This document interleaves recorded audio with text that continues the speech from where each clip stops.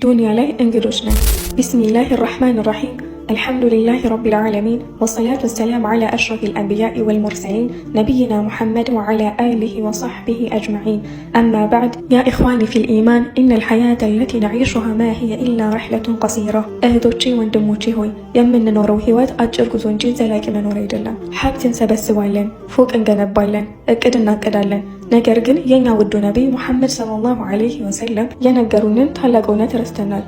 አብዱላህ ኢብኑ ዑመር ረዲየላሁ ዐንሁማ እንዳስተላለፉት የአላህ መልእክተኛ ሰለላሁ ዐለይሂ ወሰለም ትከሻዬን ይዘው እንዲህ አሉ፣ ኩን ፊ ዱንያ ከአነከ ገሪቡን አው ዓቢር ሰቢል። በዱንያ ላይ እንግዳ ወይም መንገደኛ እንደሆንክ ሁን። አብዱላህ ኢብኑ ዑመር ረዲየላሁ ዐንሁማ ይህንን ሐዲስ ሲፈሰሩት እንዲህ ይሉ ነበር፣ ኢዛ አምሰይተ ፈላ ተንተظር ሰባሕ ወኢዛ አስበሕተ ፈላ ተንተظር ልመሳእ።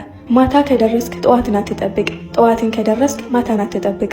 ወኹዝ ሚን ሲሐቲከ ሊመረዲክ ወሚን ሐያቲከ ሊመውቲክ። ከጤናህ ለበሽታ ከህይወትህም ለሞትህ ያዝ። ፈያ ዒባደላህ እናንተ የአላህ ባሪያ ሆይ ጊዜው ከማለፉ በፊት መልካም ስራዎችን እንጀምር፣ እድሉ አይመለስምና። ዱንያ ጠፊ መሆኗን እናስታውስ።